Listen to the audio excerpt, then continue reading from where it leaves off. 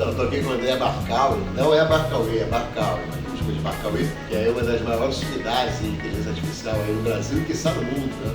Tem um trabalho muito legal dele no Instagram. Além disso, ele é meu coordenador da Fundação Getúlio Vargas, inclusive, é meu amigo de longa data, ou seja, até na época que ele foi aluno lá da graduação da PUC, eu já dava aula lá e aí depois eu vi esse aluno dele na turma 4. Primeiro apresentar um pouco o André, né? Fala um pouco de você para a galera. Primeiro, obrigado por você falar. É uma sumidade que está exagerando um pouco. Não é bem assim, gente, vocês estão ouvindo. Ele está exagerando profundamente, mas eu sou um interessado no assunto, de fato. Acho que eu sou um entusiasta do assunto relacionado à inteligência artificial. A minha formação tem tudo a ver com inteligência artificial dos dois lados da minha formação, tanto técnica como na área de TI, de computação, quanto na área de psicologia. Acho que elas se fundem muito bem quando a gente fala de inteligência artificial, de uma tentativa de fazer a máquina soar inteligente. Então é um prazer estar com você aqui. Fica à vontade aí, pergunta o que você quiser, a gente tenta responder. Pô, eu queria começar perguntando para você sobre a IA nas empresas, né? Porque hoje em dia as IAs, primeiro as pessoas achavam que a IA é uma coisa mais uma pessoa de momento de verão, né? Uma onda. Só que não é. A IA está sendo muito utilizada nas empresas, mas será que elas estão utilizando da maneira correta? Para falar de uma maneira geral, baseado em pesquisas, inclusive pesquisas recentes, de Stanford, etc., a gente vê que o nível de maturidade, se for de 1 a 5, está ali no número 2, né? Crescente a passos largos. Existe uma consciência do executivo, do C-level, dos gestores em geral, de que é um assunto importante, relevante, isso eu acho que não há a menor dúvida, mas a forma de implementação é que tem sofrido, vamos dizer, certos baques. Primeiro, não é tão simples você implementar projetos de IA, a gente pode falar sobre isso, que mescla projeto com inteligência artificial, esse é um ponto. E o segundo, que não se trata de uma modificação em TI, né? Porque fala, bom, vamos trabalhar com TI, é TI que vai resolver meu problema, é o CTO, o CIO, ou se for uma empresa média, é o cara de TI, né? Aquele cara de TI que faz meio que tudo, é que vai resolver o problema. E não é bem assim, quer dizer, os principais ganhos de inteligência artificial se dão a nível processual na organização. Eu estou falando de envolver diversos setores da empresa, promovendo mudanças que são mais profundas do que só mudanças em TI, particularmente. Nós estamos falando de uma tecnologia de propósito geral que pode servir para várias áreas da organização. Então, os principais ganhos da IA são normalmente relativos a essa mudança processual, cultural que as organizações sofrem, passam. Isso não é uma coisa simples de fazer, pela própria natureza do que a gente está falando. Se você é do tipo de gerente, né, de gestor, enfim, que passa muito tempo no computador e falando de projeto, fazendo o seu planner, seu project, atualizando planilha, fazendo simulações, etc., a chance de você ter esse tipo de atividade substituída é muito grande, muito grande. A parte operacional, a parte técnica, é uma coisa curiosa. Quanto mais a máquina entrar, e a máquina vai entrar cada vez mais, e isso não é ruim, esse é o detalhe, isso é uma coisa boa pra gente. Quanto mais a máquina entrar, mais o gestor vai ter tempo, em tese, e vai ficar mais liberado para cuidar da coisa mais importante do projeto, que são as pessoas. Hoje a máquina não substitui empatia, criatividade, pensamento crítico, o feeling, a própria inteligência socioemocional. Hoje a máquina não substitui. Então, assim, a chance dessa substituição acontecer é muito baixa, se o seu foco for as pessoas. É importante a gente ter tempo com chamados, independente da gestão, né? Não é só de projeto, com chamados stakeholders daquele ambiente que você está envolvido. É muito importante ter tempo para isso. E a máquina vai te liberar mais tempo para isso. Isso é muito bom. Você tem que saber usar esse tempo a favor, né? E saber usar, e saber se comunicar com a máquina, saber usar o potencial da máquina, que é gigantesco em termos de inteligência artificial, absolutamente gigantesco. Você tem só que ficar um pouco mais letrado nisso. IA por IA, algoritmos, etc., modelos preditivos, generativos, isso é incrível, mas eles são extremamente dependentes de dados. Se você tiver dados bons, estou falando isso, Marcão, porque na minha experiência, dado é o principal problema que a gente vê nas organizações hoje. Ou a falta de qualificação, ou dados separados. Mas se você tem tudo isso bonitinho, se você consegue ter isso compilado, você consegue, obviamente, tirar conclusões muito mais assertivas, muito mais fidedignas, com maior grau de acurácia, etc., que embasam melhor a tomada de decisão, a informação, o conhecimento do C-level, dos gestores, fornecedores. Então a coisa fica bem interessante. E acho que a empresa que não está fazendo isso está perdendo uma chance, um tempo absurdo, porque isso está disponível hoje para quem quiser usar e cada vez mais comoditizando, quer dizer, o valor disso para você fazer coisas desse tipo cada vez mais barato.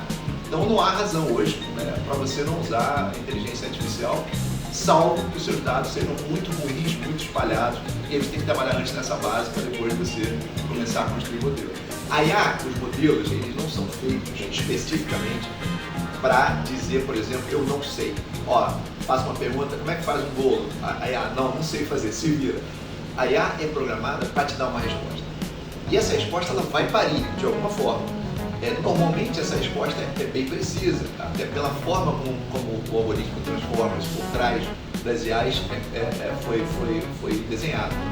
Mas, muitas vezes, essa resposta vem errada. É muito comum errar em jurisprudências, até hoje, é muito comum errar em dados, é muito comum errar até em matemática, dependendo do modelo que você usa. Então, essa alucinação, ela obviamente que para tomada de decisão, ela não é boa, ela não é profícua.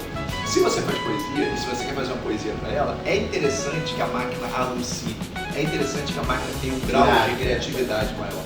Então, na programação, a gente consegue alterar o grau de criatividade que você tem na máquina, né? Um parâmetro chamado temperatura. Então, a alucinação não é necessariamente ruim, mas, em termos decisórios, como você colocou, para o gestor de projetos, ou para o gestor em geral, aí sim, não é interessante que você alucine. Tem até formas de você mitigar esse tipo de acontecimento. Pô, legal.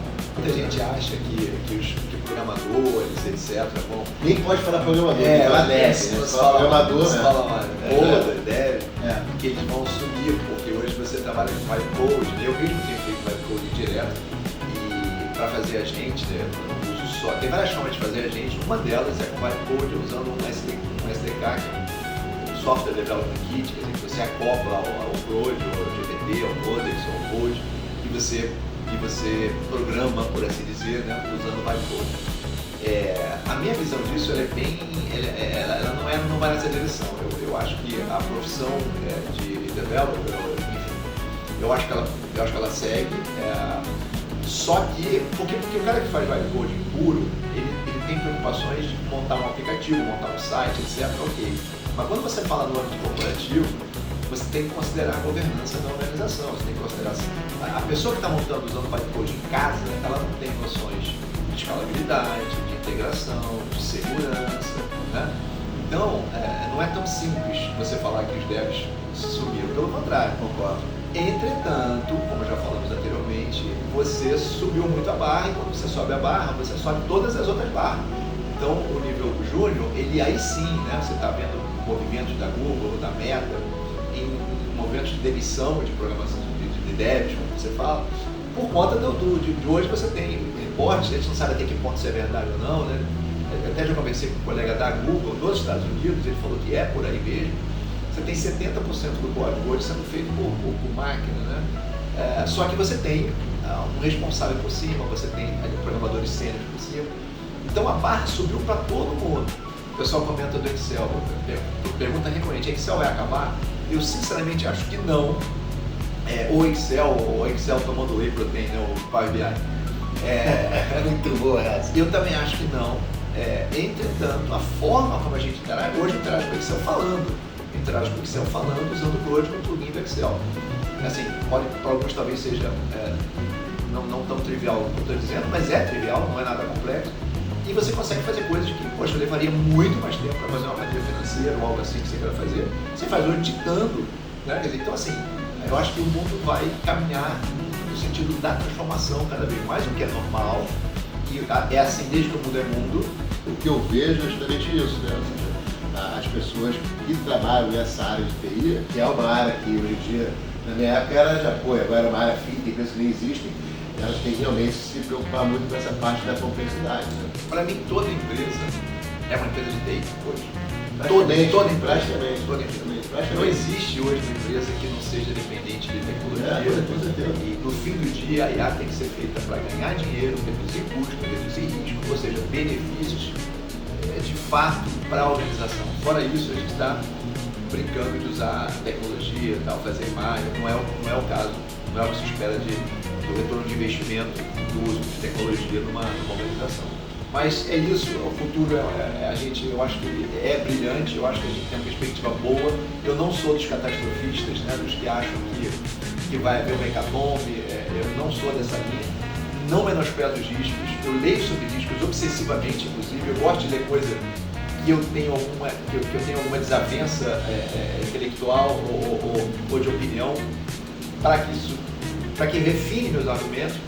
Então, assim, a gente lê sobre risco bastante, existem vários que a gente nem chegou a conversar, mas existem, mas eu acho que os benefícios são maiores que os riscos a longo prazo. Eu até, dentro do que você falou, na generativa, eu sempre agradeço o resultado que a IA me mandou, entendeu? Então, no seu dia de amanhã, se imagina, a marca toda me dava bom dia, boa tarde. E aí, gostaram desse videocast com o grande André Barcauê? Tenho certeza que sim. Então não deixa de curtir e compartilhar nas suas redes sociais, passar a me seguir e também seguir o canal dele, @André Barcauê. Até a próxima, pessoal!